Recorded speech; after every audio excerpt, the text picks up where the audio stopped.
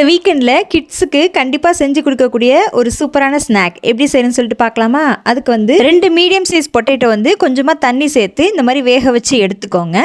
இப்போ இந்த மாதிரி கிட்ஸ்க்குங்கிறனால க்யூட்டான பன் வந்து எடுத்துருக்கேன். நீங்கள் மீடியம் சைஸ் பன் கூட எடுத்துக்கலாம். இந்த மாதிரி பட்டரில் வந்து நீங்கள் இந்த பன்னை வந்து டோஸ்ட் பண்ணி எடுத்துக்கோங்க. தேவைப்படுற அளவுக்கு நீங்கள் வந்து பட்டர் சேர்த்துக்கோங்க. இப்போ வந்து நமக்கு டோஸ்ட் ஆகிடுச்சு. இப்போ நம்ம பேன்லேருந்து எடுத்துடலாம். இப்போ அதே பேனில் வந்து 1 டேபிள் ஸ்பூன் அளவு போல் ஆயில் சேர்த்துட்டு ஒரு மீடியம் சைஸ் வெங்காயம் வந்து இந்த மாதிரி சின்ன சின்னதாக கட் பண்ணி சேர்த்துக்கோங்க.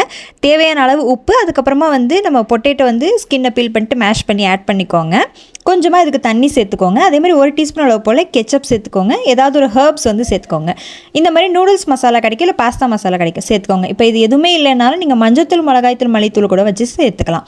இப்போ நமக்கு வந்து மசாலா ரெடி ஆகிடுச்சு. இந்த மாதிரி வந்து சீஸ் ஸ்லைஸ் எடுத்துக்கோங்க. டோஸ்ட் பண்ண பன்னில் வந்து இந்த மாதிரி நம்ம பொட்டேட்டோ ஃபில்லிங் வந்து ஆட் பண்ணிட்டு சின்னதாக சீஸை கட் பண்ணி வச்சுட்டு இதை வந்து நீங்கள் ரெடி பண்ணிக்கோங்க.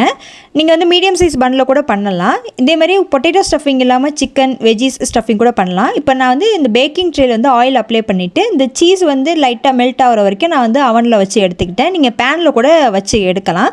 ஸோ இப்போ சீஸ் வந்து நல்லா சூப்பராக மெல்ட் ஆகிடுச்சு. மினி சீஸ் ஸ்லைடர்ஸ் வந்து ரெடி. நீங்கள் கண்டிப்பாக வந்து ட்ரை பண்ணி பாருங்கள். பார்ட்டி ஸ்நாக் இல்லை ஈவினிங் ஸ்நாக், கிட்ஸ்க்கு கூட நீங்கள் லஞ்சுக்கு கூட ஸ்நாக் கொடுத்துலாம். ஈவினிங் ஸ்நாக்காக கூட ரெடி பண்ணலாம். நீங்களும் இதை வந்து கண்டிப்பாக ட்ரை பண்ணி பாருங்கள். ரொம்ப ரொம்ப டெலிஷியஸாக இருந்துச்சு. For more videos N channel மறக்காம சப்ஸ்கிரைப் பண்ணிக்கோங்க. தேங்க்ஸ் ஃபார் வாட்சிங்.